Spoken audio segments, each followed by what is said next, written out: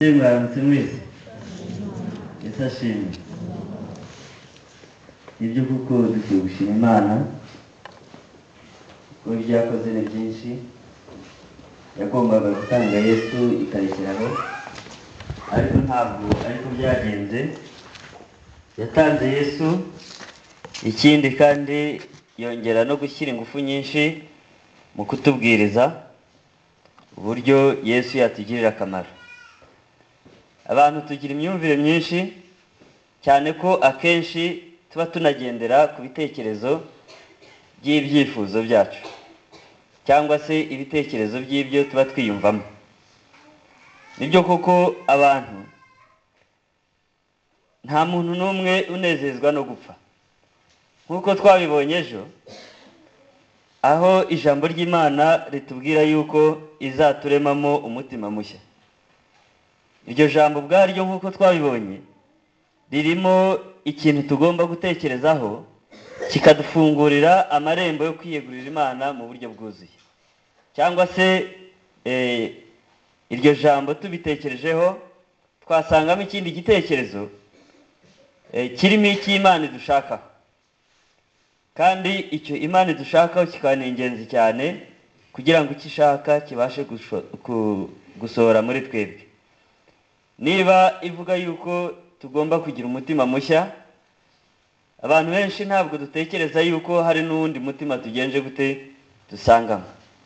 Kugira ngo rero uwo mushyashya ujyemo nuko uwo dusanga ugomba kuba wagenje gute wavuyemo, kandi nta wagukuramo umutima ngo usigare ugenje gute uri muzima. Ari nayo mpamvu kugira ngo tube nk'uko Imana ibishaka, wanze ubikunze harimo iki? Harimo urupfu. Urabanza upfe kuko wavutse mbere kugira ngo wongere kuzuka uri uwundi muntu. Aha rero niho iyo abantu babwiye urupfu uwo ari we wese agira ubwoba, yaba ari umuntu mukuru yaba ari n'umwana. Ari nacyo gituma ku kibazo kijyanye n'urupfu abantu baba bashaka uburyo ubwo ari bwo bwose bashobora kwitsindishiriza. Ari naho hashobora kuza ingorane zo kugoreka Bibiliya, ugasanga ariko nk'uko twabibonye ejo nabyo biri mu buryo umwanzi akoresha ngo yishimira yuko abantu bakomeza kumubona nk'umuntu mubi, nk'ikintu kibi bagomba kwirinda, kugira ngo naza mu ishusho nziza batagenza gute batamumenya. Mu Bakorinto niba ari igitabo cya 2 sinibuka neza, aho Paul avuga ngo si igitangaza kuko na Satani nawe yihindura nka marayika w'iki w'umucyo, n'abakozi be rero nabo ngo baza nk'iki nka marayika w'umucyo. Imana rero ikibana natwe kugira ngo duceceke mbere na mbere, duhe ijambo ibyanditswe byera bitubwire icyo bitubwiye kandi twihutire kubyubahiriza. Ku kintu cyaciye isi umugongo kijyanye no kwatura ibyaha, uwo ari we wese yibazaho, kandi umwe wakumva hashinze ibirenge akumva niko gakiza ke, nyamara bitarakozwe mu buryo buribwo. Njyewe nimfata ibyemezo byo kuza ngo nje kukubwira ibyaha byanjye bitewe n'imbaraga za kimuntu ndetse no guhengamira kuri kamere yanjye, hari ibyo nzakubwira mu buryo butari bwo, cyangwa se hakazamo kwiyorohereza no kudashaka kukwaturira mu buryo buribwo. Impamvu nta yindi nuko ari wowe mpereyeho. Dawidi ati ndaturira Uwiteka iki? Ibyaha byanjye, kandi nawe azagenza gute? Ankuraho urubanza. Niba mfite amahoro ava mu ijuru yuko Imana yamvanyeho urubanza, nicyo kizatuma nzi imbere yawe nkavuga ntagenje gute ntakikiye, kuko nzi yuko ntacyo wowe ushobora kugenza gute kuntwara. Ariko igihe ari wowe mpereyeho ntukuza nyine nkagenza gute nkabikubwira ariko mu buryo mbona bitankoraho da, sibyo? Ariko nimva imbere y'Imana mfite imbaraga n'ibinezaneza byo kubabarirwa n'Imana, nkumva yuko ijuru riri kumwe nanjye, wowe imbere yanjye nkubwira ukuri kose uko kumeze, kuko mba nzi neza yuko nta cyagenza gute nta cyangeraho cyagira icyo kintwara. Kuko abantu bamaze gusezerana n'Imana bumva n'urupfu ubwarwo bahabonera imbaraga zitinyuka n'urupfu. Hari uwabajije ikibazo rero agira ati none se umuntu asanze atishimiwe n'Imana n'Uwiteka yagirwa iyihe nama? y'icyo yakora kugira ngo abashe kurwanya iyi kamere cyangwa se izi kamere. Ndabona ariko yanditse. Muntu w'Imana, iyo uri muri uyu mwanya, ikibazo ufite kiremereye ntabwo ari icyo kurwanya kamere, ahubwo ikibazo ufite kiremereye ni icyo kwishimirwa n'Uwiteka. Nyamara kandi ntabwo navuga yuko Imana iri hariya nk'umwanzi wacu, ahubwo ubwo icyo Bibiliya ibishatse kuvuga ni uko tuba twatandukanye nayo. Ntabwo rero tuba twatandukanye nayo bitewe n'uko itaturi bugufi, ahubwo ni twebwe tuba twayihunze tukayiba kure. Imana itugenda iruhande iteka, ariko hakaba ahubwo tuvuga tuti igirayo turashaka kwigenza. Iyo byagenze gutyo rero biba ari akaga ku bijyanye n'intambara iri hagati y'icyiza n'ikibi. Ntushobora guhagarara rwose n'umwanya mutoya. Inama yihutirwa rero ni uko wongera gushaka umushyikirano hagati yawe n'Imana. Nicyo cyihutirwa kurenza kurwanya kamere. Ikindi kibazo cyo kiravuga ngo mbese umuntu yabwirwa n'iki ko kamere arwanya yaneshetse? Iki ni ikibazo cyo buri gihe kirabazwa, ngo mbese ubwo nabwirwa n'iki ko ndimo nkuru? Ariko noneho wihangane, iki cyo turaza kukigarukaho, uretse ko no mu byo ndi busome kiraza kuzamo. Kugeza igihe umwana w'Imana azaba afite icyicaro hehe? Muri wowe. Niba yicaye muri wowe, intambara zose urwana na kamere bisigara mu maboko ye. Aho ngaho niho umubiri, umutima wawe, ibyifuzo byawe byose bikuvamo, byose bijya munsi y'ubutware bwiwe, akabiyobora. Ariko iki cyo ibyigisho biracyahari bikivugaho. Ku mugoroba twibukiranyije ibyo twigaga, icyigisho gikomeye cyane gisa n'umutima w'ibyatuzanye aha ngaha. Cyari icyigisho kitubwira ibikorwa by'ibanze bigomba gukorwa mbere yo gushoza intambara zo kurwana n'umwanzi ari we Shitani, ndetse n'imiterere y'umuntu ariyo kamere umuntu avukana. Izi ntambara ari nta kindi zigamije ari ukugira ngo umutima w'umuntu wigaruriwe n'umwanzi akawugira indiri ye, akawutoza kwigomeka ku Mana, bikaba ari byo bibangukira nyirawo. Umutima nyirawo adafiteho ijambo ngo agire icyo yavugaho, ngo awubwire ngo genza gutya genza gutya, kuko nawe ubwe uramutegeka, kugeza n'ubwo ashobora kuba yakwicara ngo yigomekeho gato, yavuga ati noneho ndashaka kuyoboka Imana, ntamenye ukuntu icyo gitekerezo kivuyemo, ahubwo akazaberanwa n'ibindi bitekerezo byinshi atazi iyo biva. Umutima w'ikirara, umutima nyirawo atazi nawe aho wirirwa, ukaba wicaye aha ngaha ariko umutima wawe udahari. Mbere rero yo gushoza intambara yo gushaka kugomororera Imana ngo ibe ari yo utegeka, ibyanditswe byera bitwereka yuko Imana yategetse Mose kohereza abagabo 12 ngo babanze bazana amakuru nyayo afatika yuko icyo gihugu kigenje gute giteye. Ibyo abakristo babyirengagiza, intambara irabagora cyane, kuko iwe arwana n'ikimugezeho. Yajya gusatira ngo arwane n'icyo abonye aho, kuko atazi umubare wabo barwana, ntamenye n'ubwoko bwabo, ntamenye n'aho batuye, agasatira icyo ngicyo. Nyamara mu gihe ari kuhangana nacyo, ikindi kikaza kikamukubita hasi. Ntabwo yigeze yubaka ubwirinzi, kuko atazi aho ari kurwanira uko hameze.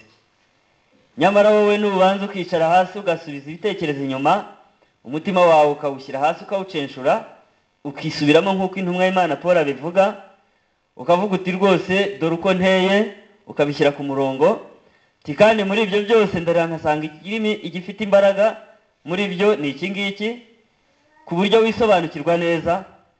Nunarakara hahandi umuntu avuga ngo Bibiliya ivuga ngo umutima w'umuntu urusha ibintu byose gushukana, aho ushobora kuba wakora icyaha ariko umutima ukakubwira yuko atari icyaha, igihe uzaba utaranagikora wowe uzaba uvuga uti dore uko meze ni uku nguku.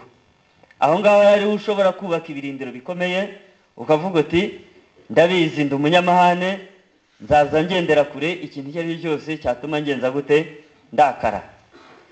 Aho ngaho ari naho abantu bavuga bati iyo umuntu ari kugenza gutyo aba ari kwitsindishiriza. Ku muntu wamaze gutsindishirizwa, wamaze kwakira imbabazi z'Imana, iyo ari gukora ibyo nta kindi aba ari gukora uretse kurinda ya kanzu yambitswe, kuko azi neza yuko yayambikiwe ku mutima uhumanye, cyangwa se ku butaka bwagenje gute bwavumwe. Dukoresha imvugo Bibiliya ikoresha ngo uzane ubutaka kugenza gute kuvumwa. Ukora ibyo rero mu buryo bwo kurinda iyo kanzu kugira ngo ibirimo imbere bitongera guseruka inyuma bikagenza gute bikayanduza.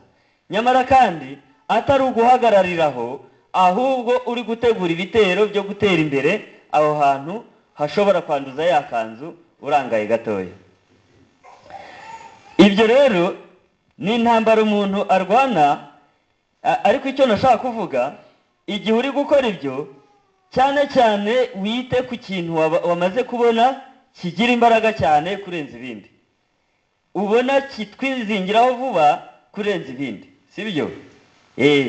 Aho ngaho bariho ushyira imbaraga nyinshi cyane kugira ngo ubashe kubirinda. Aho ngaho uri kwirinda ndetse unarinda iteraniro ryose, cyangwa se urinda bagenzi bawe muri kugendana mu nzira. Iyo umaze kubigenza gutyo rero, icyo uba uri gukora, ariko ibyo ngibyo ni ingaruka z'uko umuntu yamaze kwimenya. Ntabwo wagenda muri uru rugendo wowe ubwawe nawe utisobanukiwe. Ni byiza yuko wakingurira umwuka w'Imana akakumurikira mu byumba by'umutima wawe hose kugira ngo ubashe kumenya uko uteye. Iyo umaze kubimenya rero, ijambo ry'Imana rikubwira ngo ntugire ubwoba, sibyo?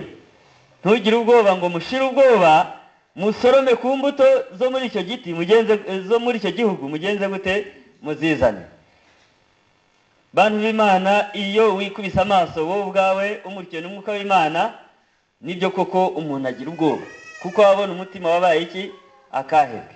Ariko ijambo ry'Imana rikaba rivuga yuko icyo gihugu kimeze gite, ni cyiza, ntikigukange. Ntukangwe n'abagituyemo, ntukangwe n'abakiyobora, ntukangwe n'ibyo ubona cyangwa se n'inkoni nyinshi wakubiswe zituruka mu byo wakoze biturutse muri wo. Uko kimeze kose Imana ivuga yuko kimeze gite ari cyiza, ndetse nawe uzabisobanukirwa numara kukigarurira rwose ukicayemo kitakiguteza ibibazo. Aha rero Imana ikaba ishaka yuko iyo umaze gukora icyo gikorwa ndetse ugashyiraho n'uburyo bwo kwirinda, igisigaye ni ugufata intwaro nk'uko tubisoma mu rwa kabiri rw'Abakorinto,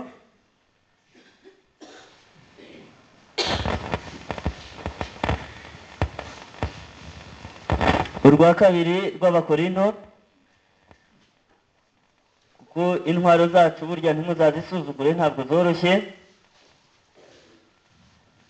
Urwa kabiri rw'Abakorinto, ushobora kwibwira ngo abanaki ngo ni babi cyane, bagutera ubwoba bitewe no kudasobanukirwa natwe abo duhamagarirwa kuba bo. Igice ni icya 10, turasoma duhereye ku murongo wa 3. Nuko tugenda nubwo tugenda dufite umubiri w'umuntu, ntiturwana mu buryo bw'abantu, kuko natwe abo turwanya ni abantu se. Niyo mpamvu natwe tutarwana nk'abantu. Ari naho Paul yavugaga ati, avuga ko aterana amakofe, aterana amakofe ariko atari nk'ugenza gute, atari nk'uhusha. Muzi si impamvu adahusha? Nuko yabanje kwicara akabanza akamenya neza abo bahanganye aba ari bo, aho bari n'imbaraga bagenje bate bafite. Iyo rero ugiye kurwana ibi utabanje kubimenya, igikurikiraho nuko utamenya uko imirwanire, bikaba byatuma watera amakofe ugenza gute uhusha. Aha rero natwe ntabwo turwana n'abantu, kuko intwaro z'intambara yacu atari iz'abantu, ahubwo imbere y'Imana zigira imbaraga zo gusenya ibihome no gukubita hasi. Dukubita hasi impaka n'ikintu cyose kishyiriye hejuru kurwanya kumenya Imana. Dufata mpiri ibitekerezwa mu mitima byose ngo tubigomorere nde Kristo. N'iri jambo nashakaga. Icyo tuba tugomba gukora cy'ibanze ni ugufata mpiri ibitekerezo. Twebwe rero tukava mu kwiyumvisha yuko bya bitekerezo bigenza gute bidutegeka. Hari akamenyero tuba tumaranye igihe cyo kumva yuko umuntu adashobora gutegeka ibitekerezo. Nyamara hari n'indirimbo tujya turirimba tuvuga ngo uboneze intoke zanjye, sibyo? Kandi uboneze n'intambwe zanjye, ngo nitondera n'ibyo ngenza gute n'ibyo ntekereza. Iyo turaza kuyiririmba. Aha rero uba ugomba kwitondera cyane ibyinjira mu mutwe wawe, ndetse ugafunga ukamenya neza yuko icyo ari inshingano nshyashya uhawe.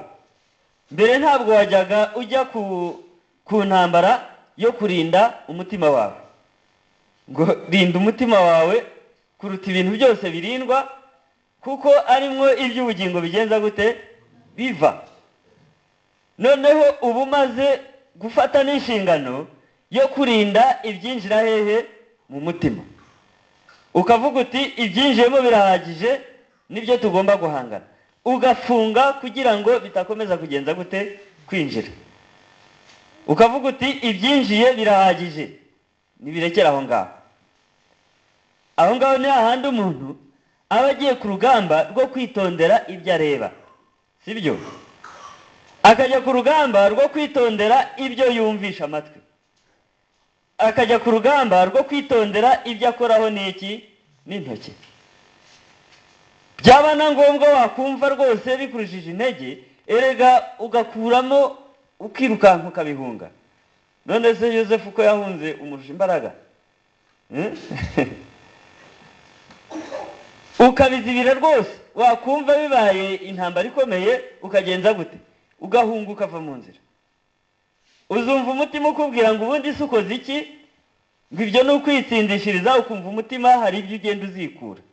Ibyo umutima urimo uzikura ni ibyo umutima wabitse kera cyane, ariko ntabwo ari ibigenje gute, ntabwo ari ibyinjiyemo. Guhagarara rero hakagira ibyinjiramo kandi hari n'ibirimo, urumva yuko n'ubundi wamera nka bwa bwato butarimo ubuyobora buri mu nyanja kandi irimo umuraba, bugana hano bwongera bugaruka hano. Hagarara rero kandi ushinga ibirenge ukomeze, kugira ngo urinde umutima wawe ibiwinjiramo, kandi nanone ushake kumenya ibyawinjiyemo byose uko bingana n'imbaraga bigenje gute bifite. Bantu b'Imana, ntabwo ari ukuyoba, nta nubwo ari ugutekereza nabi kuba wava mu bantu bari kuganira ibintu wumva bidafite icyerekezo mu iyobokamana.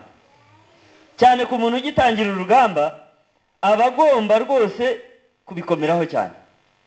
Ibiganiro bibi ukabizibukira, sibyo? Ibinyamakuru bikubwira ibintu wumva bishyigikira kamere no kuyikuza, ukagenza gute? Ukabiva iruhande. Ukaba umuntu wirinda mu byo urya, ukaba umuntu wirinda mu byo ureba, ukaba umuntu kandi wirinda no mu byo uvuga.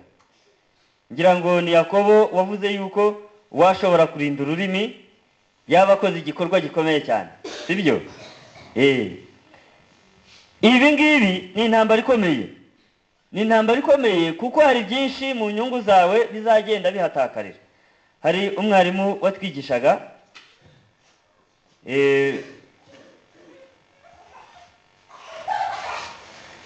yatubwiraga ni muri kaminuza, akatubwira ati burya rero ati kwigisha ni byiza, ati kuko kwigisha ntabwo bimboshye, ati ubu ngubu ndahembwa ku kwezi, kandi iyo ndangije isomo ryanjye mpita njya kureba ibindi ngomba gukora.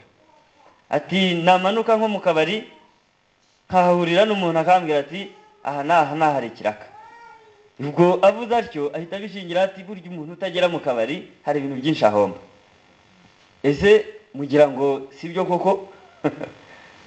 Turebeye ku bijyanye n'inyungu zigaragara, hari ibintu byinshi, kuko amasoko menshi atangirwa hehe? Mu kabari, ku bantu bapiganira amasoko. Utuzi twinshi dutangirwa hehe? Mu kabari. Kabari kunywa ati nyamara ati ntabwo wandangira se umukozi tiko fite ibibazo ibi n'ibi. Ubwo rero uhari ahita murangira mugenzi we kugenza gute basangira. Kubw'ibyo rero hari ibintu byinshi by'inyungu zawe, yenda twe no kuvuga mu kabari no mu magroupe cyangwa se mu matsinda wagendagamo, hashobora kuba harimo n'abantu bashobora kuba bagira akamaro mu by'ubuzima. Niba rero umubano wawe, niba urebye ukabona ibibavamo ntibikubaka, warangiza ugahunga iyo groupe, hari icyo wayiboneragamo utazongera kugenza gute kubona. Kandi iyo bigeze ku nyungu z'amafaranga, abantu bahitamo kuyashaka, nicyo kiba kibangutse. Bantu b'Imana rero, icyo nashaka kuvuga, iyi ntambara ntimuyite yoroshye, cyane ko n'umutima uba ugenda ugusunikira kwegera ayo magroupe ateye atyo.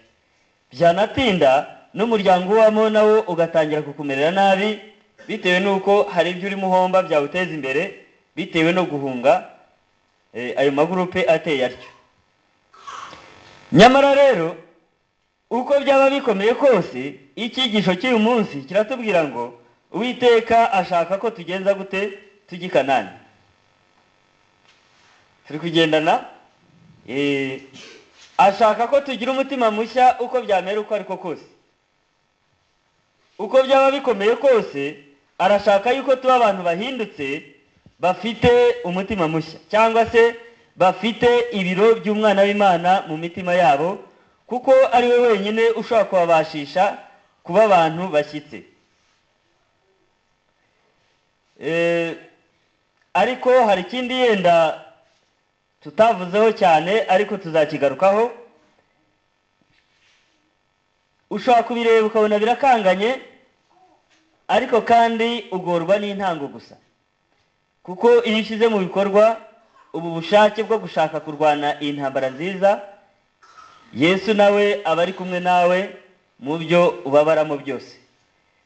Iyo ufashe ifoto ye ukayishyira imbere yawe iteka, ibyo ukora bikaba ari ukumwigana, ukavuga ngo we abigezemo yabyifashemo ate, ukaba ari iyo ujyana imbere yawe iteka nk'idarapo. Muzarebe iyo ingabo zigiye ku rugamba, uba usanga idarapo ryabo ribari imbere, kugira ngo n'uwo bahangana bamenye bati aba bantu ni Abanyarwanda cyangwa se ni Abarundi. Abakera bo yenda babaga bafite ikintu cyitwa ingoma y'ingabe, ndetse bafite n'umutwe w'ingabo ukomeye wo kuyirinda. Natwe rero nitwitwaza umusaraba, ese mugira ngo iyi ntambara izakomera? Ntabwo tujya turirimba se ngo yemwe ingabo z'umwami ngo nimugenze gute? Ngo twitwaze iki? Umusaraba niryo bendera ryacu dushyira imbere mu kurwana. Iyo uhuye n'ibikubabaza, iyo uhuye n'ingorane ziturutse mu buryo wifashe muri iyo ntambara, tuvuge yenda ni akazi ubuze, cyangwa se ni ibintu byari kugufasha ubuze, uhombye kubwo inyungu z'umusaraba, tugafata ubuhamya bwa Paul ngo icyo nzi cyo ngo nibagirwa ngo ibiri inyuma, ngo nkasingira ibiri imbere. Nyamara harahavuga yuko yahombye byinshi by'agaciro kubw'iki? Kubwa Kristo, ndetse agera naho abitekereza ko ari iki? Ari amase.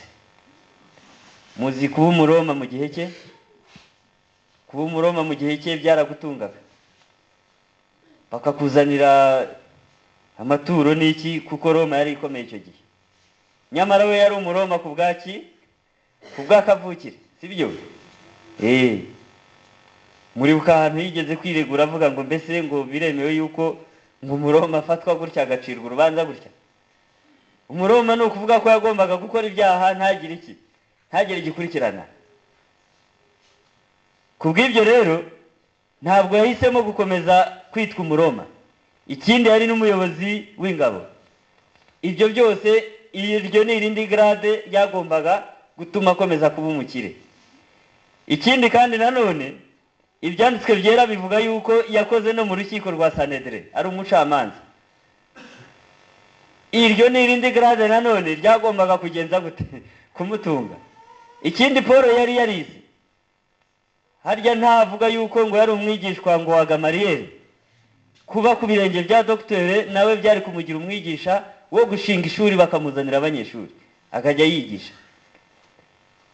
Nyamara ibyo byose abigereranyije n'umusaraba, arangije abona n'iki? Abona namase. Wowe wahombye iki? Warangiza wowe wabona biratuma utajya kwibisha ibipimo mu isoko. Ati bwubaye mu Kristo rero iriya mirongo yishyire hasi. Ati bwuba bari ibyaha rero uramenye mu byo babariwe harimo no kwiba abaturage mu bucuruzi bwawe. Warangiza ati yo tinza rizanyica. Ugahitamo mirongo ugatera umugongo umusaraba, sibyo?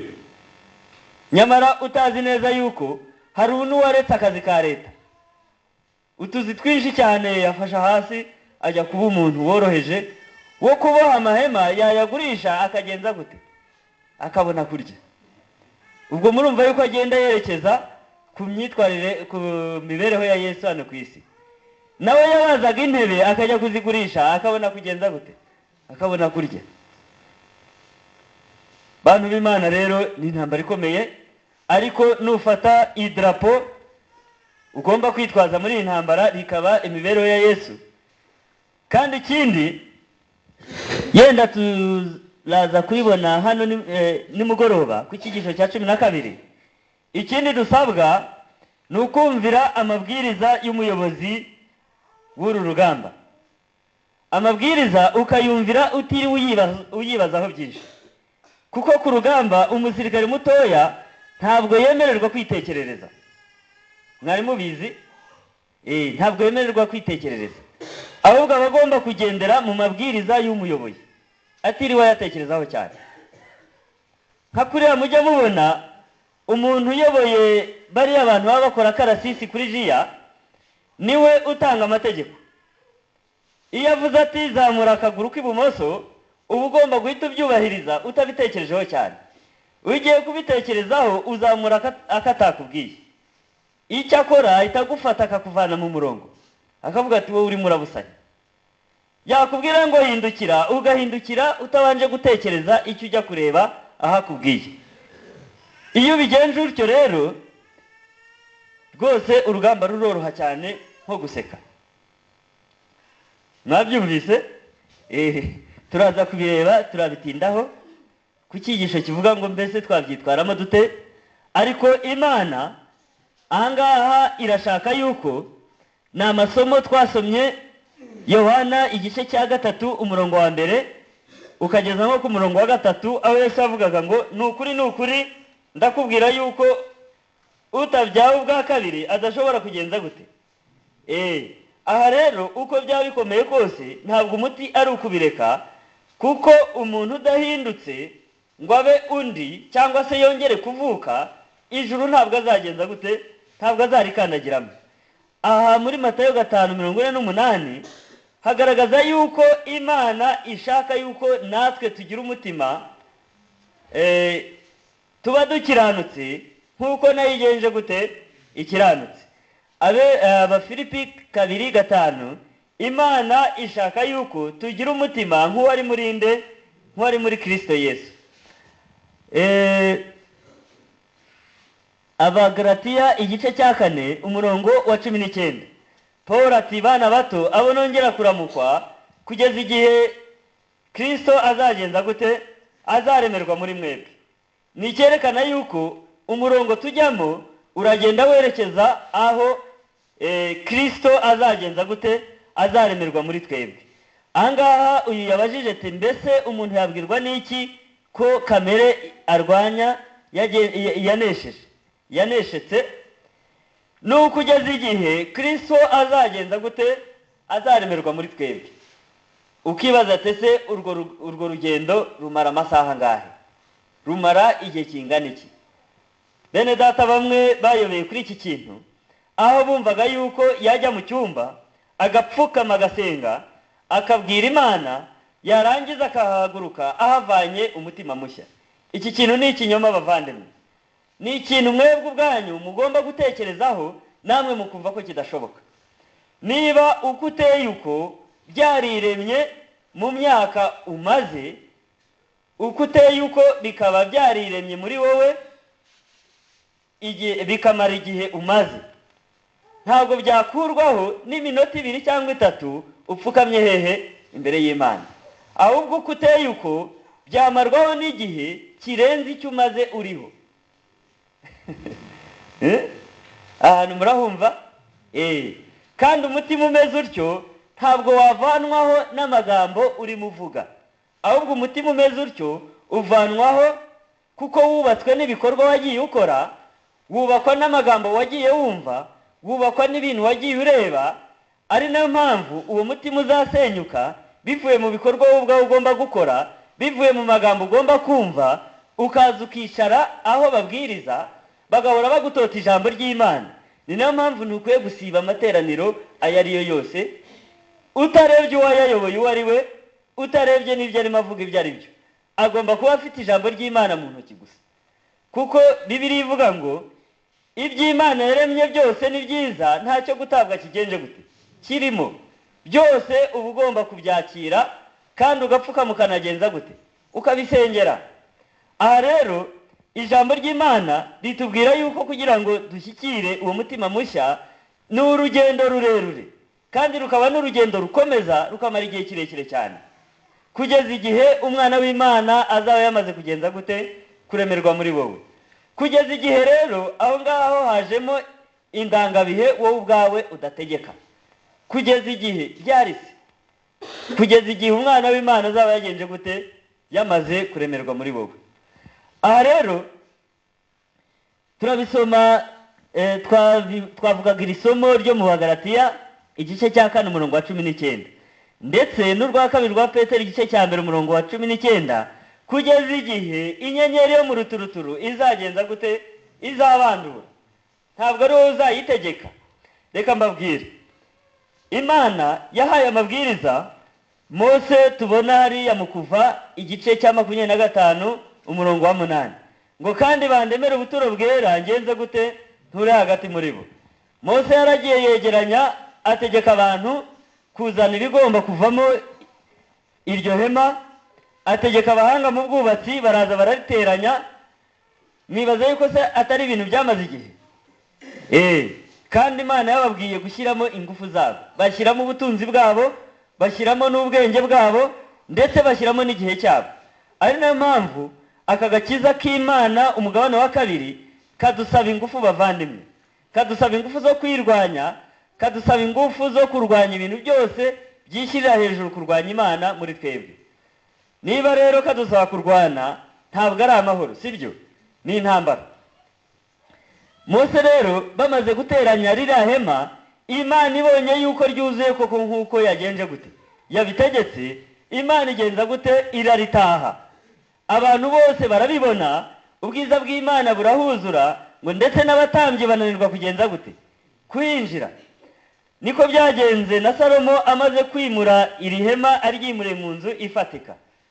Nawe amaze kubikora arapfukama arasenga, ngo mu gihe bagisenga ngo ubwiza bw'Imana bugenza gute, buraza bwuzura iyo nzu, bwuzura urusengero, kugeza igihe ngo n'abatambyi bagenje bate. Nawe rero komeza wubake, kuko Imana itakishimira insengero zubatswe n'amaboko y'abantu, ahubwo ngo iyo nzu y'Imana turaza kubisoma mu kanya, ngo ni mwebwe. Niba rero ari wowe Imana yahisemo yuko yabamo muri iki gihe, nawe ubaka ukurikiza amabwiriza y'uko uyoboye, kugeza igihe Imana izabona yuko hatunganye, ubwiza bwayo bugenze gute, bumanuke bwuzure urwo rusengero. Aha rero turasoma Abaheburayo, ni iryo somo nyine navugaga. Abaheburayo igice ni cya 3, ariko ririya ryo mu Kuva igice cya 25:8 naryo murifate nubwo narivuze. Igice cya 3 turasoma ku murongo wa 6.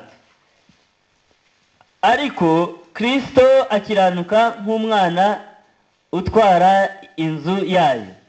Iyo nzu yayo nitwe, niba dukomeza rwose ubushizi bw'amanga n'ibyiringiro twiratana, ngo bikomere kugeza ku mperuka. Iri somo icyo ritubwira, Paul yabwiraga Abaheburayo ati niba dukomeza ubushizi bw'amanga tugakomeza kwiyegurira Imana, iyo nzu y'Imana igomba kuyoborwa na Kristo ni bande? Ni twebwe. Bantu b'Imana rero, ntabwo Imana ikivuga ari uko turimbisha urusengero. Ndabona mwararuvuguruye rusa neza cyane rwose, kandi rero ni na byiza. Iyo abantu b'Imana bajyaga guterana, bageragezaga uko bashoboye kose kugira ngo ibintu bihinduke bishyashya, ngo bakagenda bashyira inyandiko ku muhanda ziriho amatangazo babwira abantu yuko amateraniro ari hafi, bagatumira abantu benshi, ndetse benshi ngo bakagenda bava mu bihugu hirya no hino. Ndi kubabwira ibiri mu bihamya by'itorero, umuzingo wa 6, page sinyibuka neza kuko hashize iminsi mbisomye. Abari hirya no hino bose bakagenda bazana n'inshuti zabo, bose bagateranira i Yerusalemu, ngo wasangaga ari amahema bagiye bubaka. Aha rero Imana ntabwo ari izi nzu ivuga noneho, ahubwo Imana ivuga yuko urwo rusengero ishaka ko yubakirwa igomba kubamo ari bande? Ari twebwe. Aha rero turasoma nanone mu rwambere rw'Abakorino.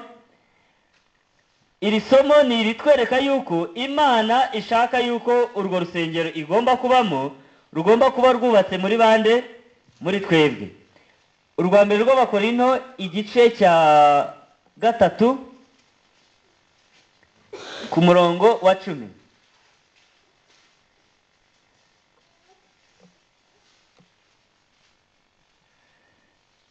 Nk'uko ubuntu bw'Imana nahawe bungana, nashyizeho urufatiro nk'umwubakisha mukuru w'ubwenge, undi yubakaho. Ariko umuntu wese yirinde uko yubakaho, kuko nta rundi rufatiro umuntu abasha gushyiraho keretse urwashyizweho, ari rwo nde? Yesu Kristo. Paul ati nashyizeho urufatiro nk'umwubakisha w'umuhanga, undi muntu wese ashobora kugenza gute? Kubakaho. Ariko noneho ashyiraho amabwiriza avuga ko nubwo waba ufite urwo rufatiro ari rwo Yesu Kristo, ariko wirinde ukugenza gute? Ukurwubakaho. Twaririmbye indirimbo ivuga ngo ngwino soko y'umugisha, mu mutima ugenza gute? Ugushima. Ni igitero cya 3 hari kivuga ngo ndi mu bwishyu bwawe mwami bw'imbabazi ugenje gute? Ungiriye. Nubwo wababariye ibyaha, ariko wababariye ibyaha ukiri iki? Ukiri umunyabyaha. Niba rero uri umunyabyaha ukaba wiswe umukiranutsi mu maso y'Imana, mu maso y'Imana ukaba wiswe yuko utigeze ukora icyaha, ukaba nta byaha ushinjwa, ukaba uri umukiranutsi, ukaba uri umwere, ariko wowe ubwawe na Yesu Kristo musobanukiwe neza yuko ibyo bakwita atari kugenje gute? Atari kumeze. Uracyafite umutima wifuza gukora ibyaha. Aho bya byaha byaguteranyaga n'Imana byaturutse, iyo soko iracyahari kandi ari nzima. Kubw'ibyo rero uba urimo umwenda wo kurwanya ibyo byaha kugira ngo bitongera kubaho. Ikindi kandi nanone uba urimo umwenda wo kugaragaza inyuma koko ibyo wiswe ari byo. Uba ugomba kugaragaza yuko koko uri umukiranutsi. Ibyo rero ntabwo uzabigeraho utabanje kuba watera kamere mugahangana kugeza igihe ushatsemo umwanya umwana w'Imana agomba kugenza gute kwicaramo. Paul rero ati nashyizeho urufatiro nk'umwubakisha w'iki w'umuhanga, ndetse urwo rufatiro uwo ari we wese agomba kugenza gute kubakaho. Nubwo wababariwe ibyaha, ariko umwana w'Imana n'ubundi ibyifuzo bye n'imyitwarire ye byose biracyakingiraniwe inyuma yawe. Ari nayo mpamvu ibyanditswe byera bidafite umwanya muri wowe. Ni bwa butaka umuntu agomba kubanza akamenya kugira ngo abashe kubutunganya, hanyuma imbuto ibone uko ishinga imizi muri bwo. Imana rero ihita igusaba yuko muri ubwo butaka arimwo ugomba kubakamwo urusengero igomba kubamo. Mu yandi magambo, uwo mutima ugomba gutungana ugatunganyirizwa kugira ngo Imana ize ituremo. Aha rero Paul aravuga ati nubwo waba ufite urufatiro ruzima, nubwo wigishijwe inyigisho nzima, nubwo kandi wafashe icyemezo cyo kugenda mu murongo muzima ukaba wakubahiriza ibyizo nyigisho zivuga, ariko uramenye nubwo ufite urufatiro ruzima, uramenye wirinde ukugenza gute ukurwubakaho. Aha rero ni ijambo ry'umuburo ryerekana yuko abantu benshi barihaniye babarirwa ibyaha ndetse bakaba bitwa abakiranutsi mu maso y'Imana, ariko mu bijyanye no kubaka kuri urwo rufatiro ruzima bafite bakaba batakubakaho neza cyangwa se bakaba bakubakaho neza, sibyo? Aha rero ijambo ry'Imana riratubwira ngo umuntu wese yirinde uko agenza gute uko yubakaho. Turasoma isomo riri mu Befeso, ni igice cya 2, ndabona naranditse igice cya 20, ariko ni igice cya 2 buriya ku murongo wa 20. Abefeso igice cya 2 ku murongo wa 20.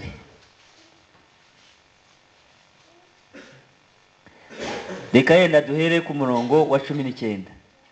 Abantu bakira ubuntu bw'Imana b'Abefeso, Paul arabandikira aravuga ati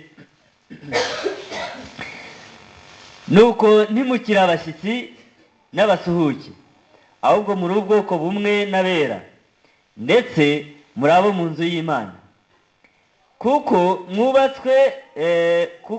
mwubatswe ku rufatiro rw'intumwa n'abahanuzi, ariko Kristo Yesu niwe buye rikomeza imfuruka. Ni ukuvuga yuko nubwo inyigisho twigishijwe zagiye zikomoka mu magambo y'intumwa, mu minwa y'intumwa ndetse n'abahanuzi, ndetse n'imyumvire dufite ikaba ari bakomokaho, ariko nabo ibyo batubwiraga byose byari bikomotse kuri nde? Kuri Kristo. Ari nayo mpamvu Kristo ari we buye rigenza gute rikomeza imfuruka. Muri we, ahubwo ni muri Kristo, muri we inzu yose iteranijwe neza irakura ngo ibe urusengero rwera mu mwami nde? Mu mwami Yesu. Mwibuke neza yuko hariya mu Baheburayo igice cya 3 umurongo wa 6 batubwiye ngo iyo nzu ninde? Ni twebwe. None rero muri Kristo umwe muri twebwe uteranijwe neza arakura, sibyo? Agakura kugira ngo bigende gute? Kugira ngo ahinduke urusengero mu mwami nde? Mu mwami Yesu Kristo. Muri we namwe murubakanwa kugira ngo mube inzu yo kubabwamo n'Imana mu mwuka, sibyo? Muri we, muri Kristo, natwe dushobora guhinduka inzu nziza imeze neza irimbishijwe ku buryo Imana igomba kugenza gute kuyibamo. Muri we namwe murubakanwa kugira ngo mube inzu yo kubabwamo n'Imana ndetse n'iki n'umwuka wera. Murumva yuko rero ntibikiri amagambo, ahubwo Imana irashaka kugenza gute kuba muri twebwe. Irindi somo ni ririya twasomye inshuro nyinshi, riri mu Befeso igice cya 4 umurongo wa 13 kugeza 14, ndetse no mu Kubara igice cya 14 umurongo wa 20 kugeza kuri 24. Mureke dusome n'amagambo ari mu ntambara ikomeye. Intambara ikomeye ni ku ipaje ya 349. Ibi bitabo ababa batabizanye mujye mwandika amapaje, kuko intambara ikomeye ndibaza yuko abatayifite ari bakeya, sibyo? 349.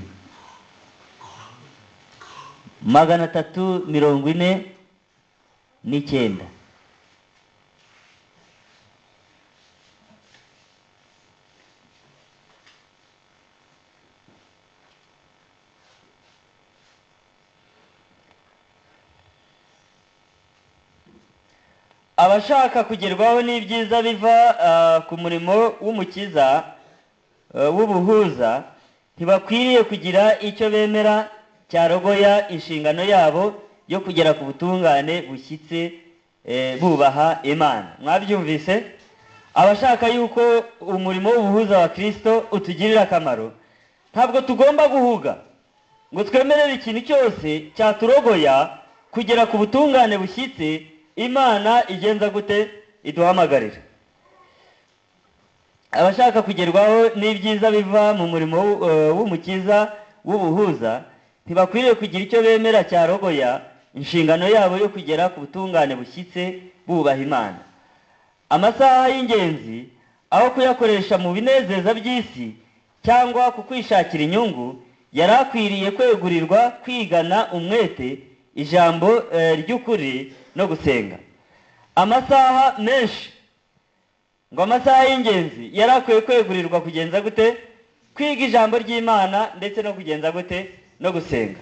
Ariko ni igitangaza aho usanga umuntu muri gahunda yo gusenga Imana ndetse no kwicara hasi ngo twigire hamwe, usanga imirimo yacu itubera iki? Inzitizi. Kugeza ubwo rwose usiba iki? Amateraniro. Hari uwo twavuganaga nimugoroba mubaza impamvu atabonetse, arangije arambwira ngo nahuye n'inzitizi nyinshi cyane, ngo nahuye n'ibibazo. Ati hari ibyo nabagamo najya kubona nkabona burije nkabona nakererewe. Amasaha yacu yose umwaka ukaba urashize ukora, ariko noneho mu mwaka wose wasabwa icyumweru kimwe. Ese ubu mwibaza yuko hari abasize bakinze inzu zabo bakaza hano? None se ubwo niba turi muri competition nabo, twebwe abatuye inahangaha tukaba turi mu muhanda twirukanka dusiganwa, ese ubwo mwibaza yuko twaba turi no mu cya kabiri cyaho bageze? Twebwe n'imirimo kuyisubika rwose uvuga uti nzajya nkora ngeze saa 7. Ibyo nzaba ndimo byose ubwo ni nk'imashini bizajya bihagarariraho ngeze, isaha nigera bizaba bihagaze. Iwe yakinze inzu aragenda ajya kuba ahantu, no mu bisanzwe nta wundi muntu agenje gute ahazi, akavuga ngo icyo nzi cy'ijambo ry'Imana rizamaho ndara, rizapfa ibyo kurya. Kwizera nk'uko kurakomeye cyane. Ngo ndagiye ngo icyo nzi cyo ngo nuko ntazaburaho ndara, ngo muri kubitekereza ariko aha rero amasaha ku bantu bashaka kugera ku butungane bushyitse, ngo amasaha y'ingenzi aho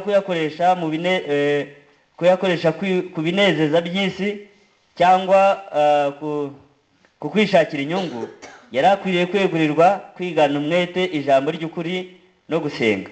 Ubwoko bw'Imana bukwiriye gusobanukirwa neza n'icyigisho cy'ubuturo bwera n'icy'urubanza rw'igenzura.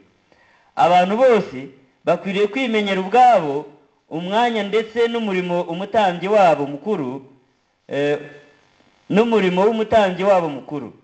n'ibitabo ibyo, kugira kwizera gukenewe cyane muri iki gihe no gusohoza inshingano Imana yabahaye ntibizabashobokera.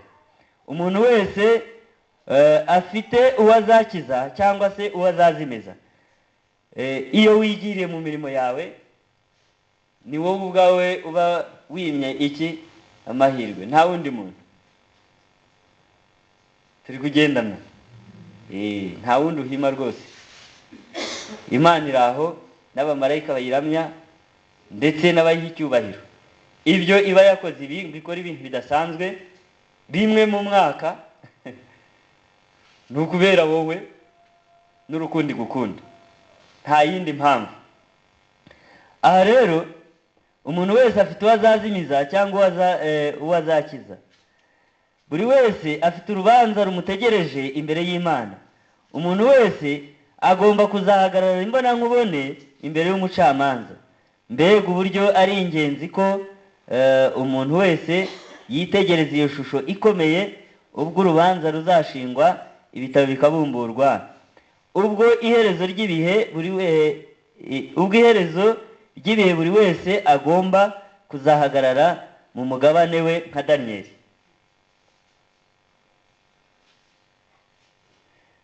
Aya magambo mwayumvise, mugende muyasubiremo namwe. Ni amagambo atoroshye, ni amagambo akomeye. Mureke dusome no ku ipaje ya 336. Tugerageze kwihuta. 336.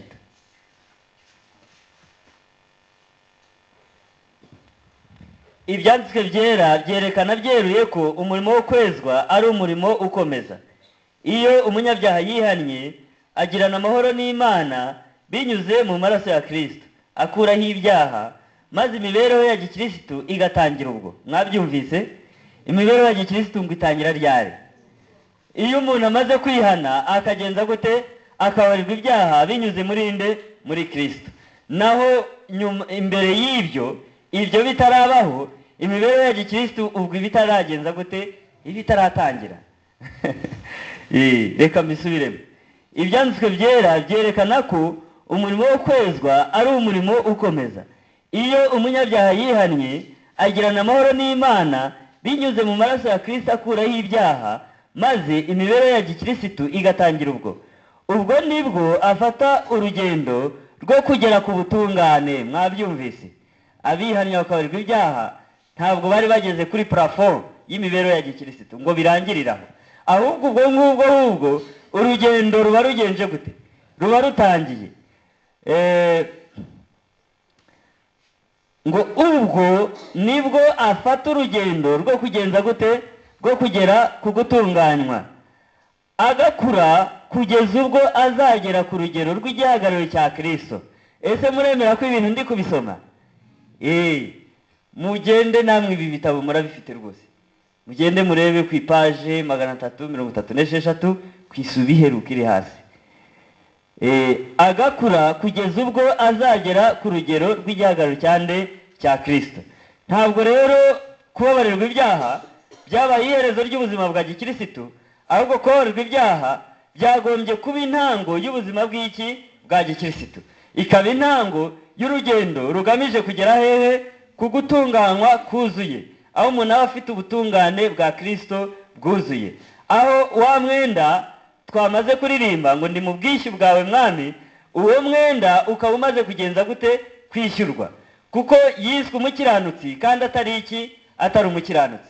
Ubwo noneho urwo rugendo ruragenda kugeza igihe uwo muntu bwa bukiranutsi yitirirwa mu ijuru, noneho bamaze no kugaragara inyuma, inteko ziturebera zibihamya, akavuga ati nibyo koko ibyo Kristo yavuze nibyo koko. Iki cyigisho kirakomeza, ariko muri hangana, amasaha yategetse ko duhagarika. Imana rero idufashe kandi bane natwe cyane, inaduhiturira kuzinduka. Ariko nababwira nti umuntu rwose utagize amahirwe yo kwiga icyigisho cy'ejo, arebe mugenzi we yaba yizeye agira ikintu amubwiraho, kuko ni umutima w'ibi byose turimo twiga. Imana idufashe, ibane natwe kandi dusobanure buri kintu cyose. Nibyo mbasabira nisabira mu izina rya Yesu.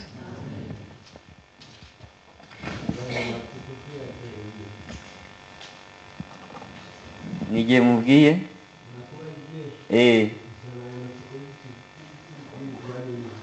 iyi ngiyi iki cya nonaha cya 11. Imana irashaka ko tujya i Kanani. Imana irashaka ko tugira umutima mushya, niko cyitwa.